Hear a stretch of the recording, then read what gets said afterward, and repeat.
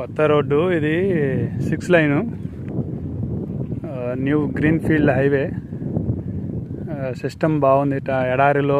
ఎడారి కాదు కానీ అడవుల్లో ఈ విధంగా రోడ్డు వేయటం అనేది ఒక బీజేపీ పార్టీకి చెందింది. యావత్తు మన దేశం అంతా రోడ్ల మటుకు విస్తరింపజేసింది. ఇందులో మటుకు ఎటువంటి సందేహం లేదు.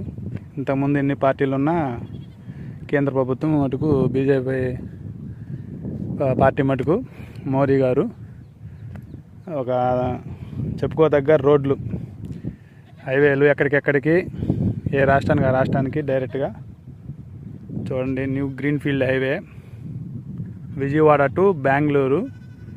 అంతకుముందు బెంగళూరుకి వెళ్ళాలంటే హైదరాబాద్ నుంచి కానీ హైదరాబాద్ నుంచి అటు ఉందనుకో రూట్ తెలంగాణ మీద. బట్ ఇటు మన ఆంధ్ర రాష్ట్రం మీద వెళ్ళాలంటే ఇటు విజయవాడ, గుంటూరు, ఒంగోలు, నెల్లూరు ఇట్లా మెయిన్ హైవే ఒకటి ఉంది. ఇంతకుముందు NH5 అని హైవే ఉంది. అయితే బెంగళూరుకి వెళ్ళాలంటే విజయవాడ కానీ ఇటు ఇంకా వరంగల్ ఆ ఏరియా వాళ్ళంతా మొత్తం శ్రీకాకుళం ఆ ఏరియా వాళ్ళంతా ఏంటంటే అట్టే వెళ్ళాలి. NH5 గుంటూరు మీద, ఒంగోలు మీద, నెల్లూరు మీద, నాయుడుపేట, తిరుపతి, చిత్తూరు, పలమనేరు, బెంగళూరు అది రూటు. చాలా లాంగు.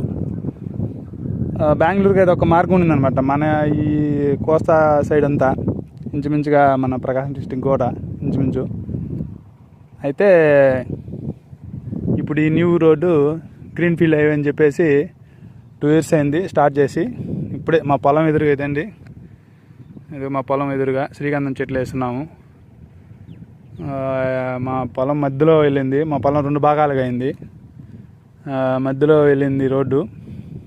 అయితే మా దగ్గరే మా పొలం ఎదురుగానే రోడ్డు. అంటే ఇక అంతకుముందు గవర్నమెంట్లో ఒకటి అనుకుంటే ఎప్పటికి పూర్తి అవుద్దో అనేది ఒక అపోహ ఉండేది. కానీ ఈ రోడ్డు శాంక్షన్ అనేది కూడా అది ఎన్ని సంవత్సరాలు 10 సంవత్సరాలు పడుతుంది అన్నారు. కానీ రోడ్డు వర్క్ స్టార్ట్ అయితే 1 year అయింది. వర్క్ స్టార్ట్ అయ్యి మామూలుగా ఇది ప్రపోజల్కి వచ్చి అంత 2 years అవుతుంది కంప్లీట్గా. నెక్స్ట్ ఇయర్ 2026కి ఇలా పూర్తయి వాహనాలు కూడా వెళ్ళాలనేది ఈ రోడ్డు అనేది మోడీ గిఫ్ట్ అంట. ఇది రోడ్డు చూడండి ఎక్సలెంట్గా. సైడ్లు ఇక్కడ అంతా ఫారెస్ట్ ఏరియాగా ఉండేదానికి డ్రైనేజీ కాలువలు ఎంత నీట్గా ఉంది చూడండి రోడ్డు. ఇంకా సిస్టమ్ రావాలి. మిడిల్లో